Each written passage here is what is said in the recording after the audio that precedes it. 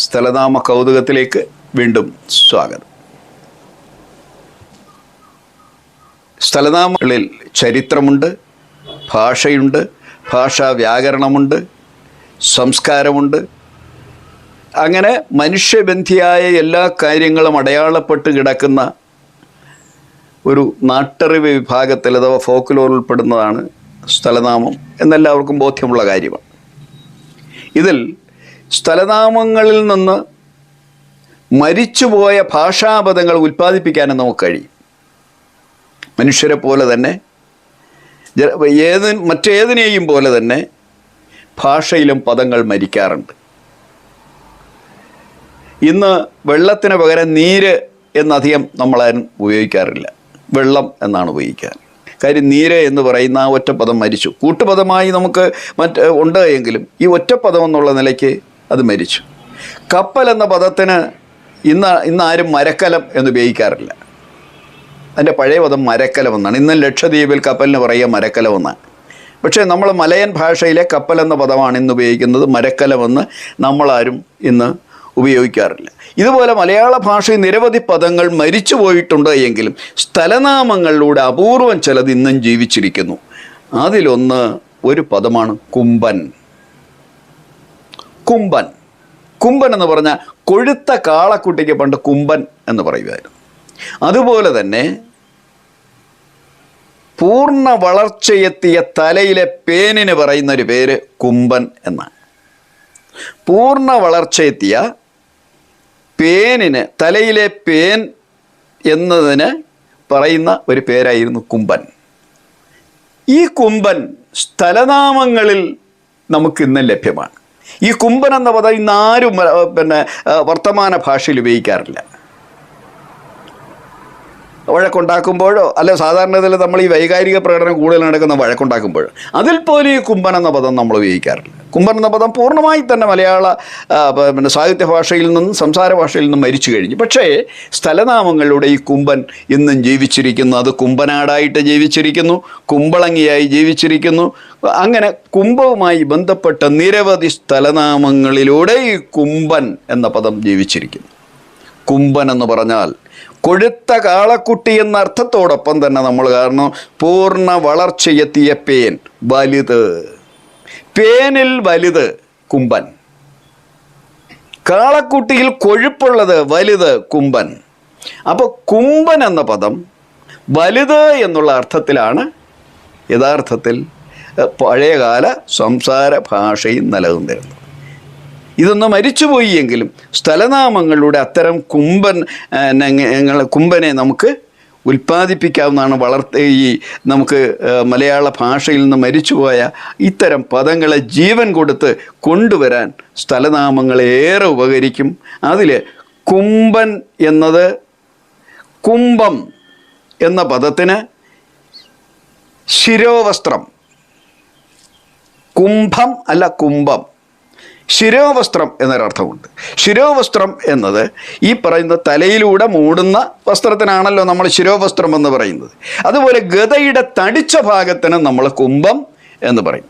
പക്ഷെ കുമ്പൻ എന്ന പദം കൊഴുത്ത കാളക്കുട്ടിക്കും അതുപോലെ തന്നെ പൂർണ്ണ വളർച്ചയെത്തിയ പേനിനുമാണ്. അപ്പോൾ കുംഭം എന്നതും കുമ്പൻ എന്നതും പൊതുവെ ഉപയോഗിക്കുന്നത് മുഴുത്തതിന്, വളർന്നതിന്, വലുതിന് എന്നുള്ള അർത്ഥത്തിലാണ്. അങ്ങനെ വലുത് എന്നുള്ള അർത്ഥത്തിലാണ് കുംഭം അല്ലെങ്കിൽ കുമ്പൻ എന്നുള്ള പദം പൊതുവെ ഉപയോഗിച്ചിരുന്നത് എന്ന് നമുക്ക് ഇത്തരം പദങ്ങളിലൂടെ കണ്ണോടിക്കുമ്പോൾ അതിൻ്റെ വരികൾക്കിടയിലൂടെ നമുക്ക് വായിക്കാവുന്നതാണ്. അങ്ങനെ കുംഭവുമായി ബന്ധപ്പെട്ട നിരവധി സ്ഥലങ്ങളുണ്ട്. കുമ്പളം, കുംഭം വലുത്, അളം ഭൂമി, വലിയ ഭൂമി, വലിയ സ്ഥലം എന്നുള്ള അർത്ഥത്തിൽ കുമ്പളം. രണ്ട് കുമ്പളങ്ങൾ നമുക്കറിയാൻ പറ്റുക നമ്മുടെ മുമ്പിലുണ്ട്. ഒന്ന് കൊല്ലം ജില്ലയിൽ കൊല്ലം താലൂക്കിൽ പേരയത്താണ് കുമ്പളം ഉള്ളത്.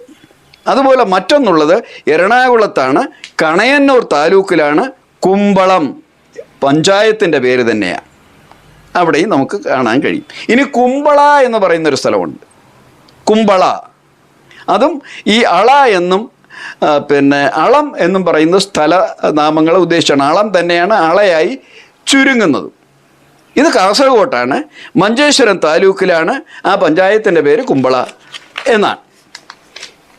ഇനി കുമ്പളം ചോലയുണ്ട്. കുമ്പളം ചോല പിന്നെ പാലക്കാട് ജില്ലയിലാണ്, മണ്ണാർക്കാട് താലൂക്കിലാണ്, പൊറ്റശ്ശേരി പഞ്ചായത്തിലാണ്.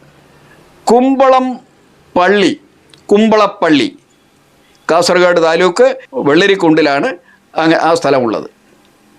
കുമ്പളം പാടി അത് പാലക്കാടാണ്, ആലത്തൂർ താലൂക്കിലാണ്, കണ്ണമ്പ്ര പഞ്ചായത്ത്. കണ്ണമ്പ്രയ്ക്ക് ഒരു പ്രത്യേകതയുണ്ട്. കേരളത്തിൽ ആദ്യമായി സൊസൈറ്റി, കോഓപ്പറേറ്റീവ് സൊസൈറ്റി, സഹകരണ സംഘം രൂപമുള്ളത് ഈ കണ്ണമ്പ്ര പഞ്ചായത്തിലാണ്. കേരളത്തിലെ ആദ്യത്തെ 20-ാം നൂറ്റാണ്ടിൻ്റെ തുടക്കത്തിൽ 1906-ലോ 1907-ലോ മറ്റോ കണ്ണമ്പ്രയിലാണ് ആദ്യമായി കേരളത്തിലെ സഹകരണ സംഘം രൂപം കൊള്ളുന്നത്. അതുപോലെ കുമ്പള വയൽ അത് വയനാട്ടിലാണ്, തരിയോട് പഞ്ചായത്തിലാണ്. അതുപോലെ കുമ്പളാട്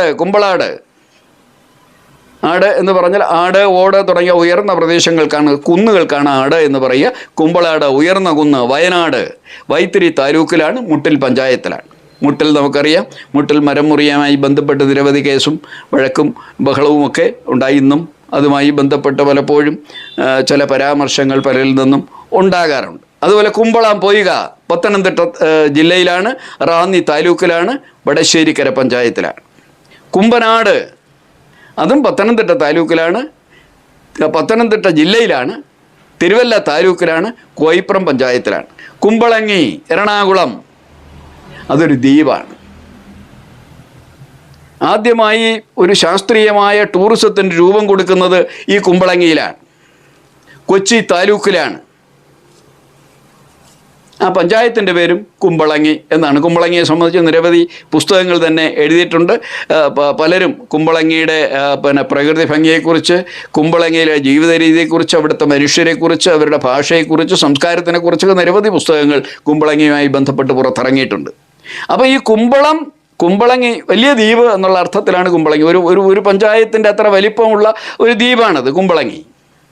അപ്പോൾ ഈ കുമ്പളം എന്ന് പറയുന്നത് വലുത്, ഏറ്റവും വലിയ കുന്ന് എന്നുള്ള നിലയിൽ, ഏറ്റവും വലിയ സ്ഥലം എന്നുള്ള നിലയിൽ, ഏറ്റവും വലിയ ദ്വീപ് എന്നുള്ള നിലയിൽ ഒക്കെ ഈ കുമ്പളം നമ്മുടെ ഭാഷയിൽ നിലനിന്നിരുന്നു. അത് സ്ഥലനാമങ്ങളിലൂടെ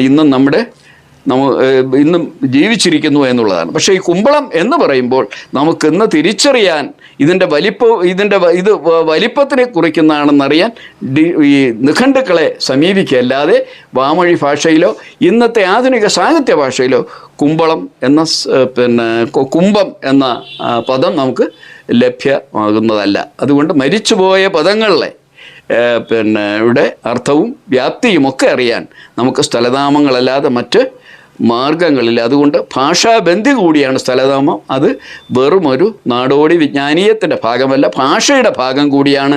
അതിനെ കൃത്യമായി അടയാളപ്പെടുത്താണ് കുമ്പളങ്ങിയും കുമ്പളവും, കുമ്പളം പൊയ്കയും, കുമ്പളപ്പാടിയും, കുമ്പളപ്പള്ളവും എല്ലാം. നന്ദി, നമസ്കാരം.